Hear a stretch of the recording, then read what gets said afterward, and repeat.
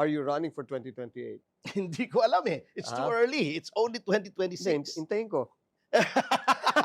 And- I'm willing to wait. And then, but my situation is, I am the national deputy spokesman of the PDP. Therefore, I am a party man. So, kung anong desisyon ng partido, as a good soldier, I will obey. You will abide and you will obey. Sabi nga dun sa tula na yung charge of the Light Brigade, di ba? Theirs is not to reason why. Theirs is just to do and die. Yeah. Mababaw ang tingin nila sa freedom of speech. Freedom of speech, freedom of expression in the Constitution na nanggaling sa Konstitusyon ng Amerika protects most especially speech that offends. Kasi kung yung hindi ka na-offend, hindi mo na kailangang protektahan yun. Ngayon lang ako nakakita ng mga leaders natin na pino-flaunt nila yung wealth nila. Whether ill-gotten or not, hindi po tama yun. Nakalagay sa konstitusyon. Public officials should lead modest lives. Yung ICI, kami ang ingay nung Agosto pa last year. There must be an independent commission to investigate. Naglagay sila ng independent commission. However, it was so toothless, it was so useless, at ang mechanisms na ibinigay nila ay walang bisa na nilayasan sila ng lahat ng matitino. Unang-una, nag-resign si Magalong. Pagkatapos, nag-resign yung 2 members. Kamala-mala, isa na lang siya. Parang ano yan eh, nag-charge ka, charge! Pagtingin mo sa likod mo, ikaw na. Kasi nga, walang naniniwala eh. Yun kung may honest to goodness investigation lamang yan, baka na-redeem yung public trust. Number 2, pinalitan nila si Marcoleta. Basta papalapit na sa pintuan ng Malacanang, nagli-lead yung evidence, gagawa sila ng paraan para ito ay mabara. Nilagay nila si Ping. With all due respect to Senator Ping, talaga namang obvious na obvious.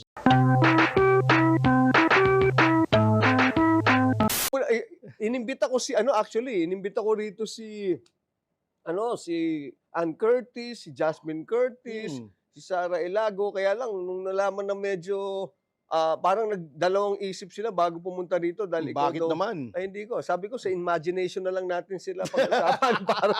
Diba? No, but truth to tell, pare ko, just recently you were in the news again because of the ni Congressman Suntay, ni Bong Suntay, and now this time with kay Congresswoman Ilago. Pare, what's this all about, pare ko? Well, it all started, unang-una, I want to make it clear, I don't know Congressman Bong Suntay from Adam. Hindi ko kilala yan. Hindi ko kakampiyan. I don't know him at all. However, noong nagkaroon ng feeding frenzy against Bong Suntay, I just could not stomach the hypocrisy. Kasi, kita mo, sa dami-dami ng nagiging investigasyon, alegasyon, revelations about sa mga, yung tinatawag na floodgate, yung flood control scam, na trilyon, more than 1 trillion over 3 years, yun pang statement ni Bong Suntay na analogy lamang, yun pa ang pag-iinitan nila, yun pa ang pagtutuunan nila ng pansin. Ano ba sabi ni Bong Suntay? Kaya nila binigyan ng analogy yun. It's very simple. Sinasabi lang niya, yung ini-imagine ng tao, hindi ka pwedeng to be held in account, to account in any place. Kasi the freedom of thought is absolute. Halimbawa, may kalaban ka, naiinis ka, neighbor mo, kasi maingay, kanta ng karaoke. Alas 2 na ng madaling araw, kumakanta pa. Iniisip mo, pag pumunta kaya ako dito, batukan ko kaya ito. Pero kung hindi mo naman ginawa, hindi ka liable. Yun lang ang sinasabi ni Bong Suntay. Okay, maybe it was in poor taste, but poor taste is allowed in a democracy. Because sa demokrasya, yung freedom of speech, kasi alam mo, minsan yung mga tao, hindi naman lahat, mababaw ang tingin nila sa freedom of speech. Freedom of speech, freedom of expression in the Constitution na nanggaling sa Konstitusyon ng Amerika protects most especially speech that offends. Kasi kung yung hindi ka na-offend, hindi mo na Ay, kailangang hindi na, protektahan hindi na. yun. Oo, Oo. okay. But being offensive does not equate to any actionable wrong. Nainis ka, nabuwisit ka. Mm. Hindi ibig sabihin, pwede mo nang idemanda yun. Maganda yun, ha? Okay, let me just pound on that Mm. a little bit more, no? Sinasabi mo, which actually makes Mm. sense. It's logical. Kasi hindi mo naman dapat protektahan yung something that will not, that will not be offensive. Yes, of O, course. even in real life, even in physical, Mm. di ba? You cannot be on the defensive side Mm. if ang hindi ano yung Mm. offense, no? Yes. So, ang sinasabi mo is, it is anchored yung ganung pananalita na okay lang maka-offend Mm. because that is truly the essence of the freedom of speech. Yes, Tama kasi ba? kung matatakot mga maka-offend, Oo. saan mo susulong ang freedom of speech? Sa politika natin. Hmm. Hindi ba sinasabi natin, yung si so and so, nagnakaw yan. Mhm. Kung offensive sa kanya yon, lalo na kung ikaw ay isang public figure, Mhm. sinabi nga ng Supreme Court natin, you cannot be onion-skinned. Mhm. Kasi ikaw, if you are deliberately courting attention, parang ako, I am considered under the definition provided for by the Supreme Court, not a public official, but a public figure, Mhm. hindi ako pwedeng maging balat sibuyas. Katulad yan, may mga ini-espouse ako mga beliefs, may na-offend, binabash ako sa social media, tinatawag akong bansot, Mhm. ganito, ganon, Mhm. wala akong idinimanda. Kasi that is part and parcel of being a public figure. Ang limits ng freedom of speech Mm. is when it transgresses the law. May mga batas tayo dyan. Okay. Halimbawa, libel. You maliciously impute a vice or defect against any person. Yung sinabi ko, did I maliciously impute any vice or defect? Nung sinabi ko, pinagnasahan ko siya. Mm. Wala. Anong vice or defect doon? Dapat nga matuwa siya. Yung sinabi ko kay Jasmine Curtis, sabi ko, bakit magagalit ka? You deliberately post scantily clad pictures of yourself and scantily clad pictures of yourself embracing your half-naked boyfriend. Mm. Hindi mo pwedeng kontrolin yung thought ng mga tao. Mhm. Yun ang sinasabi ko. Ako wala akong dinimanda.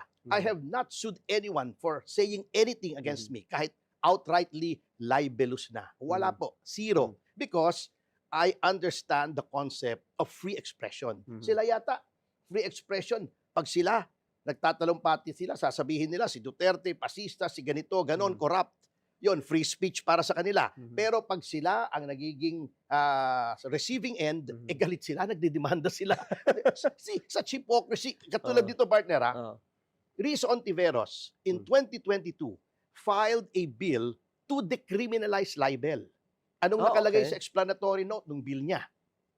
Kasi daw, Mm. ginagawang pangharas ng mga journalist, ng mga kritiko ng gobyerno. Mhm. At nakaklag yung courts dahil file ng file yung mga opisyal ng libel case. Mhm. Pero noong nagsalita ako at nasaktan siya, anong ginawa niya? Pinailan niya ako ng libel. Under the very same law that she was seeking to decriminalize. See what kind of hypocrisy these people have? Mhm. Yun ang hindi ko malunok, kaya I had to speak out. Hindi ko kilala si Suntay. Mhm. Hmm. Okay. Well, at least we got that clear. Mm. Crystal. Crystal, ika nga, Mm. ano? Kasi yun lang nagiging problema natin ngayon. Parang too much freedom naman for me. Parang there's some people do not know or do not is not aware that there's certain degrees of Mm-mm. responsibility attached to any freedom. Lahat naman, of course. Di ba? May kasabihan, freedom is not license. Mm. It is not a license to do whatever you want. Yeah, But right. since preferred ang freedom of speech, kaya nga kung titingnan natin Mm.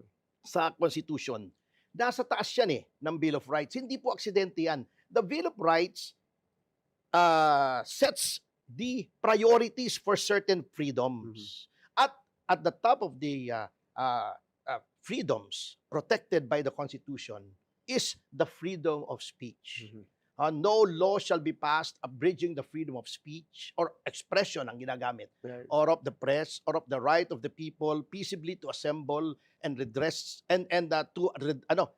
peaceably to assemble and petition the government for redress of grievances. We had well, there's a celebration of sorts. I don't know if it's celebration or they're just remembering now that it's been a year Mhm. na si Tatay Digong was brought to The Hague, Yes, yes. di ba? Ang una kong tanong diyan is that what are your thoughts on this? Well, actually, you have to pardon me because the case is now before the Supreme Court. And as I Mm. understand, it is already ripe for adjudication. Mhm. So, under the doctrine of sub judice, a lawyer cannot talk about the merits of a case that is pending before the Supreme Court. So, suffice it to say, partner, na yung petition na yan ay inihain Mhm. upang questionin yung ginawang extraordinary rendition or, in one word, kidnapping Mm. para sa amin ni Tatay Digong Mhm. under a theory that kahit may sinasabi silang batas na yung the law defining crimes against humanity that provides for surrender, kahit under any international treaty, which includes the treaty making us a member of Interpol, Mhm. kahit anong pag-aresto sa kahit sino, will still have to comply doon sa Bill of Rights na naman as a limitation on governmental power. At anong nakalagay sa Bill of Rights? No person shall be deprived of life, liberty, or property without due process of law. At ano yung due process na yon? It has to come from the courts. Mhm. Because there is no due process without the case being thoroughly heard by an impartial magistrate. Mm. So yung the investigations that were held prior to all of this in the Senate, in the Congress, does not merit a that isn't it that is supposed to be a prior investigation, no? Kasi Hindi, yun ang hindi. Kasi ano nila, it sinabi has na, to be it just to oo. be judicial. It has There to is a be. very new case. I think it was only last year Mm. na ako po yung nagsampa on behalf of my client, si Lincoln Ong, yung sa Farmally case. Mhm. It's called Ong versus Senate Blue Ribbon Committee.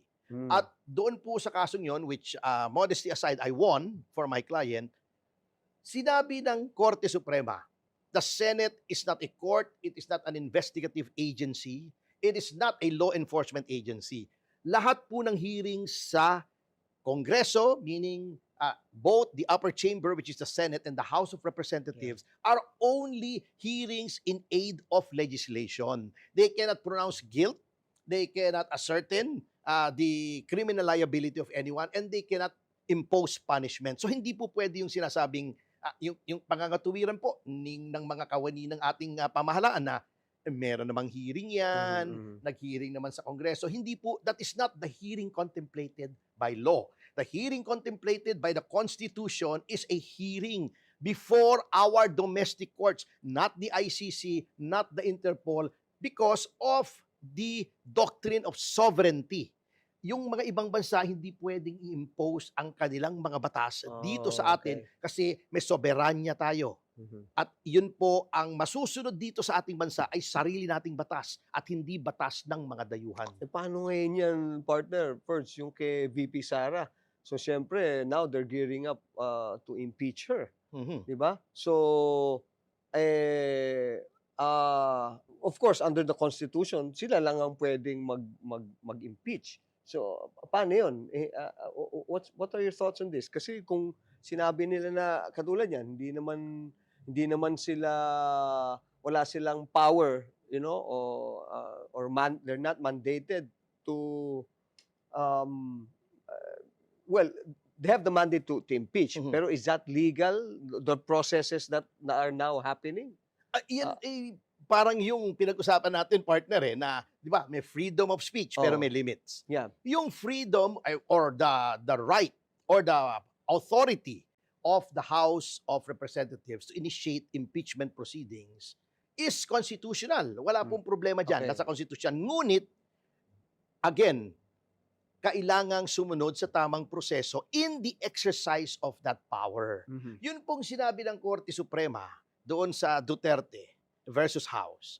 Hindi naman po sinabing walang karapatan ang House at walang karapatan ng Senado na litisin kapag may na-transmit na sa kanilang articles of impeachment. Ang sinasabi lamang po roon, kung gagawin mo yan, do it properly within the bounds set by the Constitution because, unang-una, hindi po biro-biro ang impeachment. you are dealing with impeachable officers. Who are the impeachable officers? Konti lamang po yan. The President, the Vice President, the members of the Supreme Court, and the chairman and members of the 3 constitutional committees, plus the Ombudsman. These are people running departments that have a vital function in a democratic society, lalo na kung presidente at vice-presidente. Basically and technically, yung presidente at yung vice-presidente, pinili po yan to lead the country. Why? That's right. Because in the absence of the president for any reason or incapacity, the vice president takes over. So, nung binoto mo yung presidente, you voted for him or her fully conscious of the fact that she or she may one day become president. Right. So, you do not lightly set aside the mandate of the entire nation just because gusto mong i-knock out si VP Sara para walang kalaban yung kandidato mo sa 2028.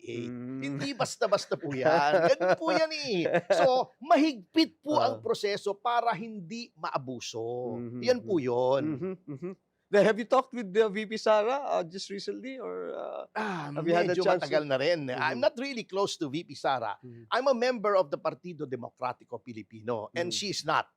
So, paminsan-minsan, of course, siyempre, I will not be a hypocrite by saying na hindi ko siya sinusuportahan. I am for her if she decides to run in 2028. As in fact, she has already announced. Right. Diba? Oo. So, suportado ko siya. Hindi naman tayo mapagkunwari eh. Parang it's been, you've been in politics. Alam nyo, mga kaibigan, si Ferdy has been around since a long time ago. Parang sinabi mo nang matanda ako, no? Hindi naman. Simple ka pa eh.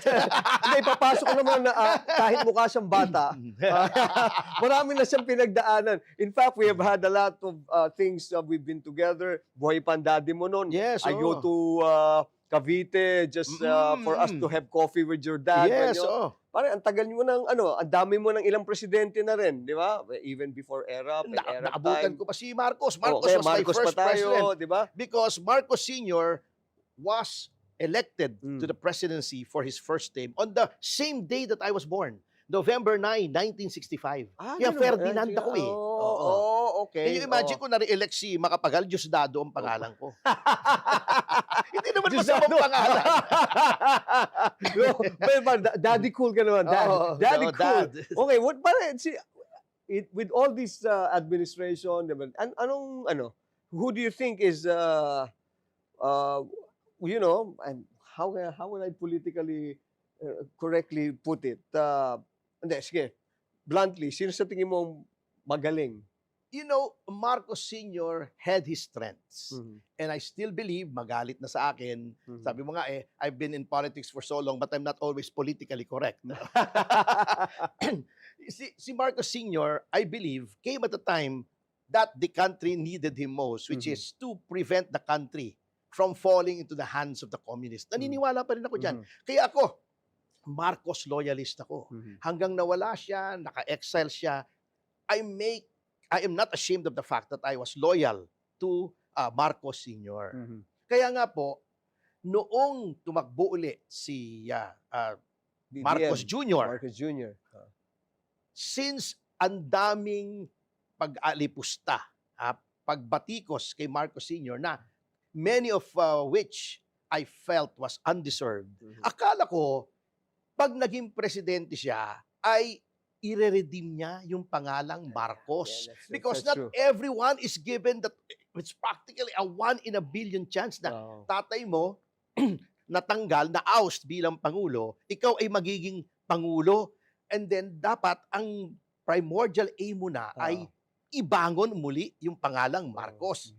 Pero hindi yun ang nangyari sa ngayon eh. Lalong nasira. At ang sabi nga ng mga kaibigan ko, just when you thought there would be no one worse than Noynoy Aquino, here comes BBM. Well, actually, I agree with you on that. Not the other one, no?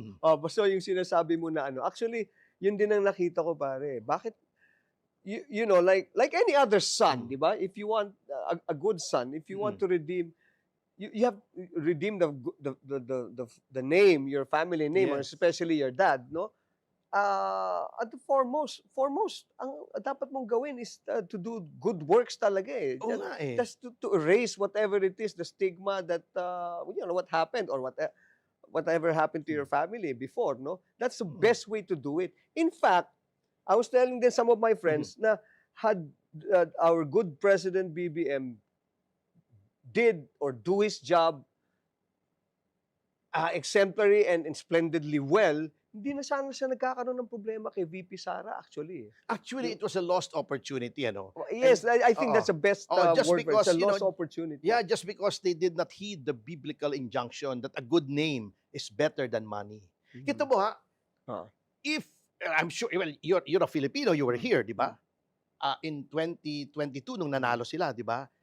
You could feel the euphoria in the air, unity, overwhelming, record number of votes for both the president and the vice president. Yung goodwill ng Duterte, yung continuity was represented by VP Sara. And then yung pag-redeem ng legacy was represented by BBM. And they had overwhelming support from the Filipino people. Ang tindi ng political capital nila. They could have done great things kung hindi lang nag-away-away, and all because, well, I would not want to say who is right or who is not, but, well, as events have proven, talagang matindi ang corruption at ang mismanagement.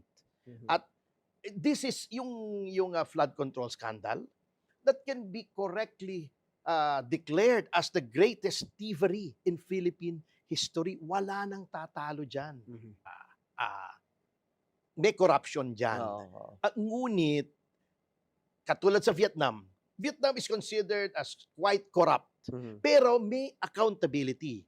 In 2024, the president of Vietnam resigned after corruption charges were leveled against him. Kaya yung Vietnam, nalampasan na tayo. With a growth rate of almost 8%. I was just in Hanoi a month ago. Grabe ng progress nila. Just 50 years ago, they were killing each other. Yeah, that's right. Tayo, ang kasarinlan natin, sinaselebrate natin more than 100 years ng independence. Pero anong meron sila na wala tayo? It's yung accountability and resilience. May problema tayo, magalit na ang magagalit sa akin. There is a flaw in the national culture. Ano po 'yon? Masyado tayong petty. Hindi natin tinignan kung anong importante, katulad nung nangyayari dito kay Ann Curtis, yung ba naman isyong malaki. Number 2, ningas kogon tayo, galit lang tayo. Di ba? Galit lang tayo sa umpisa. Pagkatapos, wala na. At hindi tayo resilient, hindi tayo matyaga. Yung ginawa po sa Vietnam, unang ginawa sa Pilipinas noong Philippine-American War. Yung Hamleting, food blockade, etc. Tayo, natakot tayo. Dumapa tayo, lumuhod tayo sa mga Amerikano. Ang mga Vietnamese hindi, kahit anong gawin sa kanila.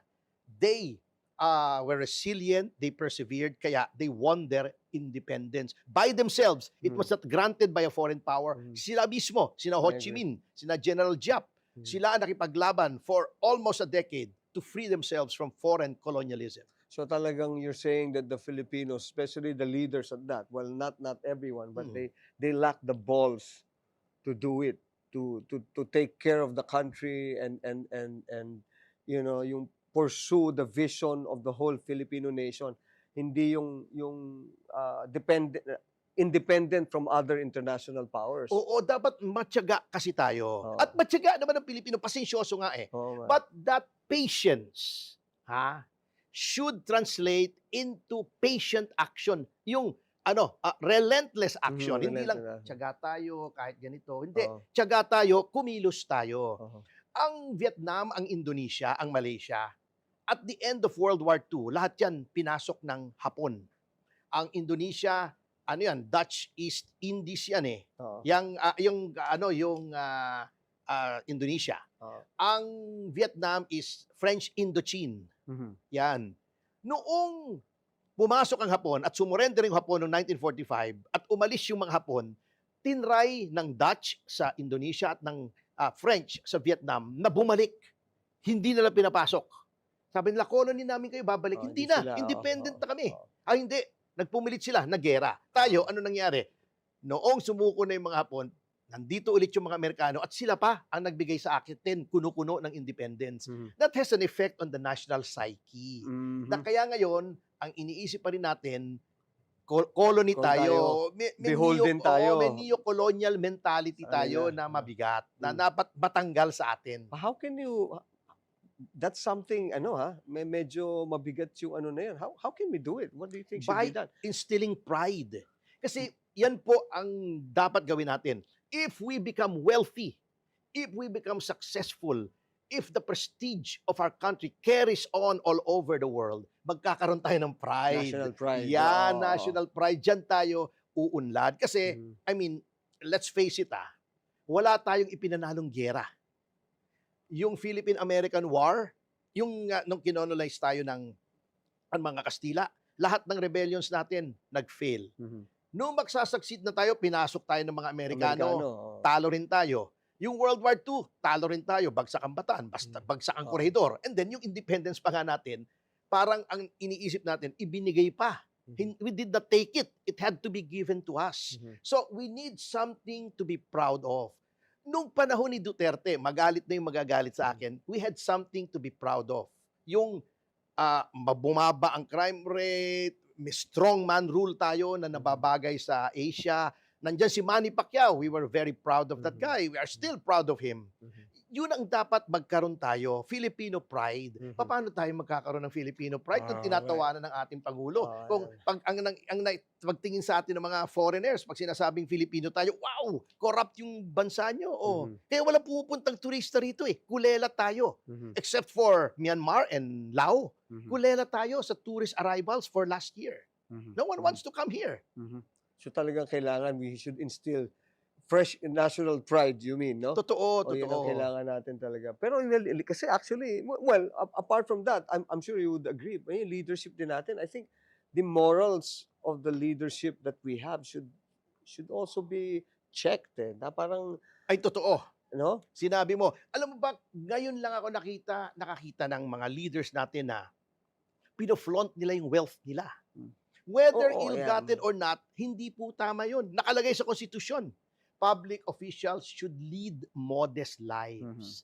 Nakalagay din sa civil code natin, yung ostentatious displays of wealth in times of acute public want, bawal. Kasi parang pinamumukha mo pa sa mga average na Pilipino Yan, na yan. "Ay, ito, meron kami nito, nakaka-afford kami ng milyon-milyong piso ng bag. Silang wala ang makain. There will be popular discontent. Oo, Yun ang right. mabigat. Oo. Especially ngayon with social media, di ba? How you Mm. handle yours? Dami mo sa akin, dami mong nagbabash sa'yo, ang daming Do you ever read any of Ay, this? wala namang problema Okay Diba lang sabi sa'yo. nga nila, sticks and stones may hurt my Your bones, but names will never hurt me. Yeah. Masyado kang cool for that, pare ko, di ba? Oo. Hindi ko naman kilala itong mga to Oo. Hmm. Yun Pero, na nga di ba? Minsan Ah. magugulat ka. Wala man lang profile pic. O no? Are Mm. they, ano yan? Kasi ang sabi naman nila, ang dami raw trolls. may mga troll farms troll farms. So why should you be bothered by that, di ba? Hmm. Yung mga opinion na adverse sa'yo. Kaya sabi ko sa'yo, wala akong dinidemanda. Because, may kasabihan opinions are like assholes. Hmm. Everyone has one. Parang ano yan, meron naman, anybody's entitled to their own stupid opinion Yeah, anyway, di ba? oo. Kaya, man. It has its positive and negative effects, di ba? Mhm. Alright, let's now move to the ICC. Mm. You know? Kasi, yun na nga, 1 year na nandun si Tatay Diggs, no? Yang ICC, yan ay gumagana lamang kapag hindi na maayos ang takbo ng justice system sa isang So bansa. you're saying that it should be the court of last resort, na ano? But who determines that, pare ko? Who determines that Dapat this is going to be itong the court? ating pamahalaan.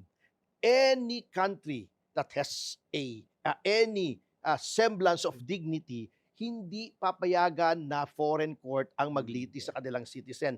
Alam nyo, hindi alam ng ibang tao to Ang Amerika, may batas na sinasabing kapag ang ICC ay inaresto ang kahit sinong opisyal namin in connection with so-called crimes against humanity, etc., may karapatan at kapangyarihan ang Pangulo na i-invade yung Hague. I-invade Okay. militarily para kunin Para yung kanilang kunin, mamamayan. Oh. Yun ang isang bansa na may dangal. Di ba, si Rescue Putin. mission, ha? binigyan ng warrant of arrest. Oo. Di ba, pumunta siya sa ibang bansa. Membro ng ICC. Rome Statute. Pero hindi nila ginalaw. Sabi nila, bakit? Ano yan? Head of state yan eh. O, may dignidad sila. Tayo, sinuko natin ang dating Pangulo natin. Kahiya-hiya po tayo. Lahat ng nakakausap ko ng mga bigating mga tao sa ibang bansa, sinasabi, bakit ganun ang bansa nyo? Parang walang self-respect. Walang iniwan niya na ikaw ay ama at yung anak mo ay nagmi-misbehave. Hahayaan mo ba yung kapitbahay mo ang paluin yung anak mo o kagalitan yung anak mo? Siyempre, hindi pwede yun. Dapat ikaw, Ganun lang ikaw yun. ang Dapat tama, ikaw, tama. oo. Pare, ito, ano na, ang gasolina is mas mataas pa sa atin lahat. 81. Tayo na lang nga hindi tumataas Oo nga, eh. eh. Oo, 81 last time I checked on diesel. 81, Oh, ano? or as you always tell me, diesel. The Jessel. Oh, Yung sinayo ko, sinabi ko sa show ko yan eh. Oh. Oh, yung diesel, katulad ng sinasabi ni Jojo, diesel. Yung Jessel natin, di ba? Pero, pare, ano na yan? Ano na mangyayari sa atin yan? Ang taas na ng gasolina. Merong national oil regulation law that Oo. they're looking at. Wala, But- deregulated eh. Oo, kaya yun ang hirap. Alam mo, partner, ako yung, kilala mo si Kaobet, di ba? Kaibigan natin. Oo. Ang tagal ko ng abogado ng Pasang Mazda. Ang tagal na namin, for every Congress, ngayon 19 Congress na tayo, nagbibigay kami ng draft noon sa Committee on Transportation ng yung fair benchmarking law. Ano ito? Kasi ganitong nangyayari, partner, nakikita naman natin lahat. In-announce ngayon, tataas ang presyo ng gasolina, ng diesel, lalo na sa public transport. Bukas, mataas na. Oo. Pero yung pamasahe, bago makapagtaas ng piso o 1.50, katakot-takot na hearing. Right, So right, sabi right. namin, gawa tayo ng batas para automatic. Pag ang presyo ng diesel ay between A amount and B amount, etong pamasahe. Pag C amount to D amount, taas natin, eto. Para mabilis makapag-cope. Kasi why should the jeepney or the bus drivers or the Grab drivers bear the brunt? That's right. Sila yung lowest of the low eh. Yung mga Right, yung mga jeepney drivers, karamihan diyan yung tinatawag na chuperators. Oo, medyo masagwang ibig sabihin, chuper na operator. chuper na Sila yung operator. nagda-drive, sila yung may-ari. Sila pa yung may-ari. Unang-una silang tinatamaan at bago ka makapagpetisyon si LTFRB, ang dami pang hearings, inaabot ng buwan. In the meantime, every day, ikaw ang sumasalo nung pagtaas ng presyo. Yung mga kausap kong mga drivers, partner, kawawa ha. Umpisa daw nung naggera sa Middle East, yung sa Iran, 300 pesos a day na babawas sa kanilang kita. Really? 300 pesos is a laking big bagay na deal for them. these people. Oo. That may be the difference between makabili ka ng gamot para sa nanay mong may sakit o anak mong may sakit o hindi mo na pagamot. Never mind yung pagkain. Ang pagkain medyo madali. Pwede ka naman maggulay, etc. Gamot or yung check-up o matrikula, di ba? Baon sa eskwela. Yun ang difference eh. Right, right. Can you imagine? Hindi pa tumataas hanggang ngayon. Maghihiring pa. Ilang araw na yan. More than a week na yung mataas ang presyo. So kawawa po yung lowest of the low. Dapat diretso ka na. Tama ka, Ferds. Oo. Dapat yan, pagka ito, sabay yan halos eh. Pagka nagtaas ka, dapat tataasin Yes, automatic. automatic yan. Automatic yan. Oh. Dapat Oo. hahabol. Kawawa Hahabol yan. ang ating transport Oo, sector. tama. Where is it now? Yung Walang nilalatag yun. maasikaso eh. Wala pa rin. Ang sa sobrang sa sobrang frustration ko, I may have to do it myself. I'm with you, my friend. Long overdue na, pare. Di ba? Pero malapit na 2028, pare. Oo, parang tapos na. Pero alam mo, yung sinasabi ko nga rin, minsan, yung sa mga ibang kaibigan natin, apart from that, yan, siyempre sabay yan, eh, no?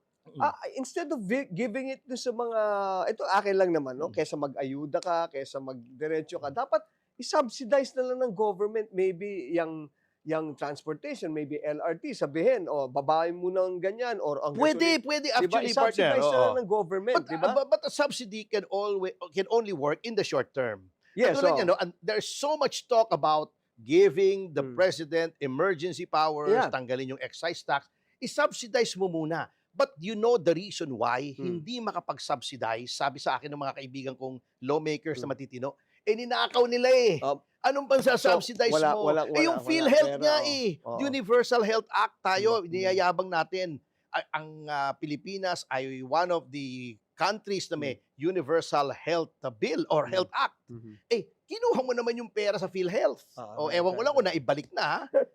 Paano? Isa-subsidize kung yung pang-subsidy, ninakaw na ng mga congressmen, That's right. ng mga senador, Mhm. nung, sabi sa palasyo daw, at mga inhinyero, mga contractors. Right. Politica all the way. Politica all the way. Politica all the way. The president has barely 2.5 years to go. Mhm, di ba? yes.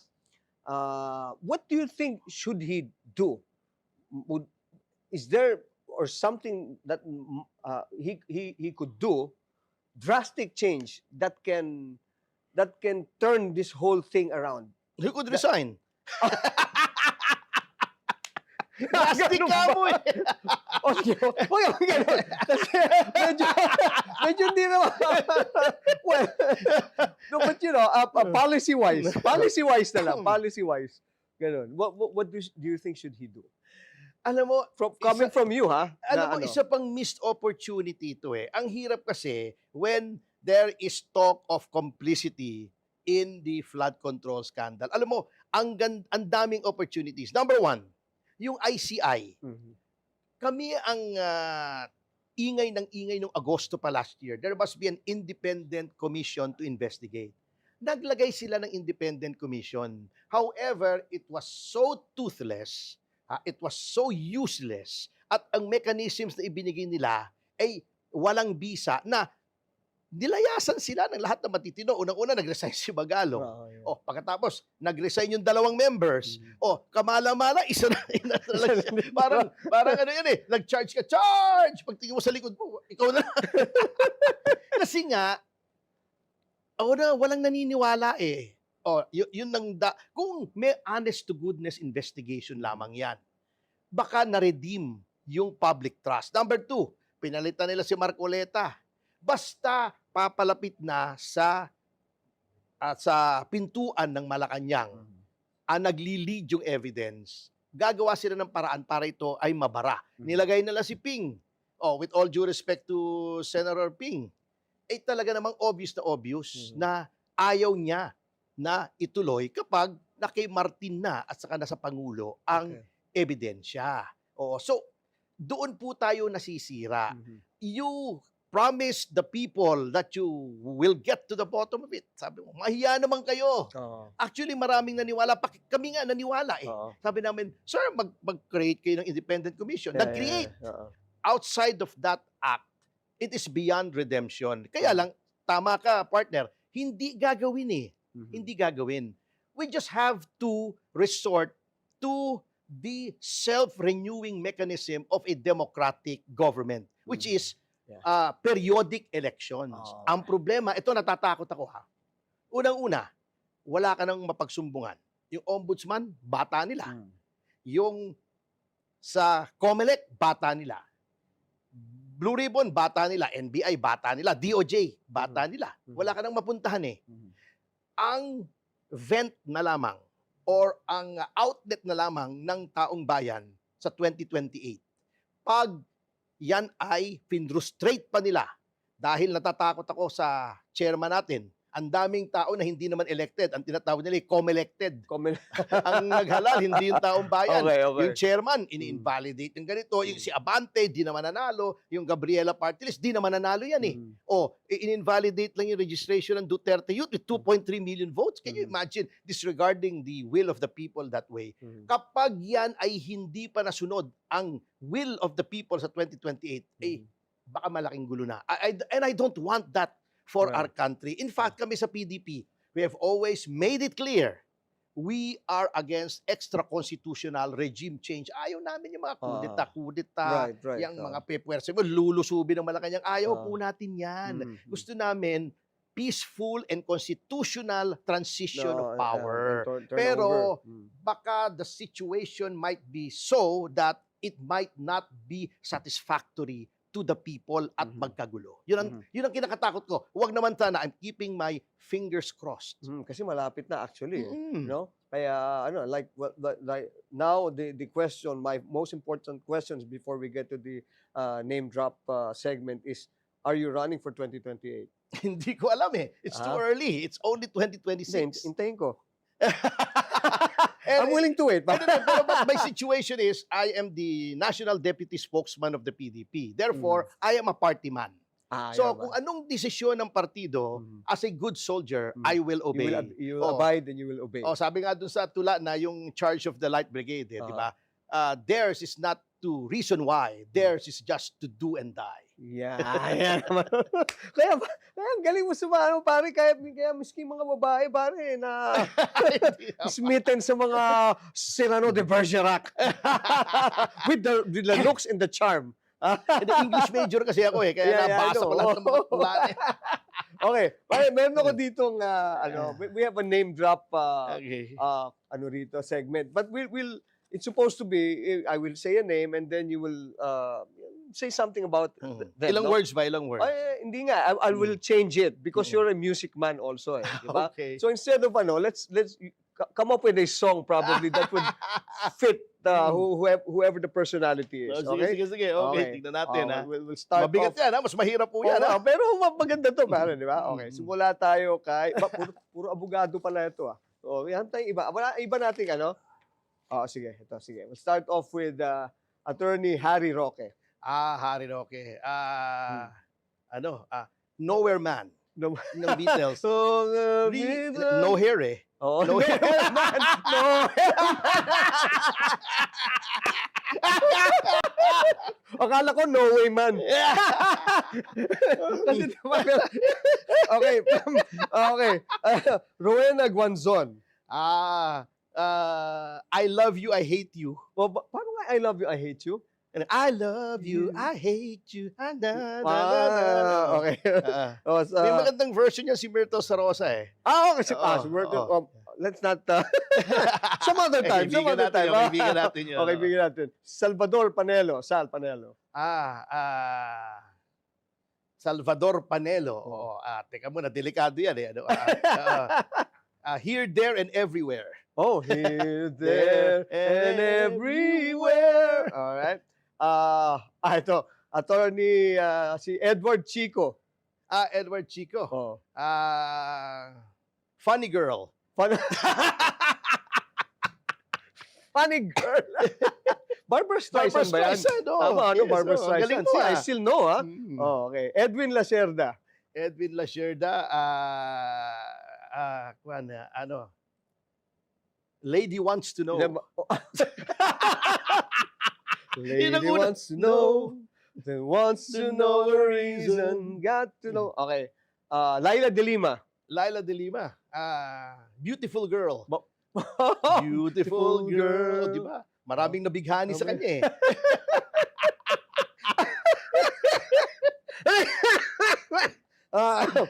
Vince Hizon. Vince Hizon. Sino ba si Vince Hizon? Yung Secretary, secretary. DPWH. Balat kayo. Balat kayo. Balat kayo pala. Ang buhay sa mundo. Oh, okay. Jinggoy Estrada.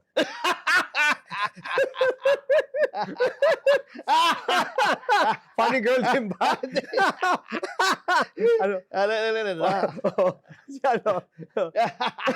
Sige lang, bakit? Take your time.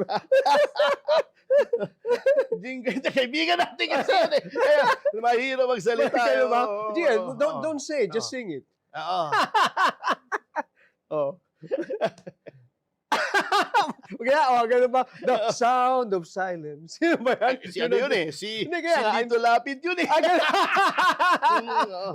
Sound of Silence, dito lapit. Okay. So, huwag na lang yan. Ayan. Joel Villanueva. Joel Villanueva. God knows. God knows. Yung kay Debbie Boone. Debbie, paano nga yung Debbie Boone? God live and breathe, You God knows. knows. Alright, Kasi godly siya eh. Okay. VP, Sara Duterte. Mm. Ah, Next in line. next in We line. are next in line. Ba? Oo. Okay. PBBM. Yan. Last but not least, PBBM. PBBM. Oh. Di na natuto.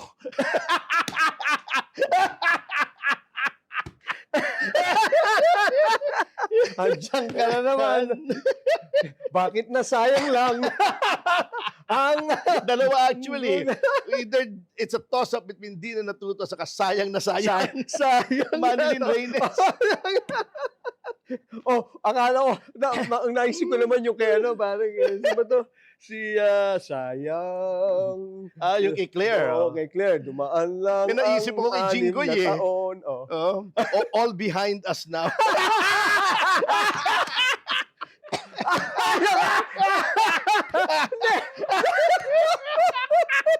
Hindi kasi, ako expect. Kasi nga naman, nasa nakaraan na lahat ng Yung nangyari. magiging part- Hindi na dapat mangyari pa ulit. It's all behind us now. nga Yes, naman, di ba? yung nangyari nung noon. nakulong siya. Oo, wala na dapat. Yun, oo. Oh. Ayaw, and the song of Attorney Ferdinand Topacio. Yan. Personal ba? Ang personal song ko is My Way. Lalo na yung portion doon. What is a man? Okay, What has he got? wag mong yan. Let's sing it. For what is a man? What has he got? If not himself, then he has not to say the things he truly feels, and not the words of one who kneels. The record shows I took the blow.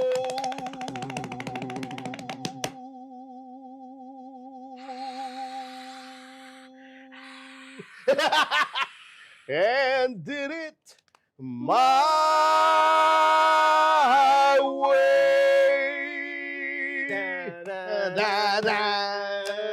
Thank you, Manila! You've been a wonderful audience! Tapos last na, pare. And more, much more than this, I did it my way. Yeah! Sarap! Raps! Sarap, pare. Maraming salamat, Attorney Ferdinand Topacio. Thank you so much. It's Sa an honor politika. and a pleasure to again see you, partner. Pare, on 2028, alam ko na ang signature song mo, pare. Maraming salamat, Ferdy. Thank you. Thank you.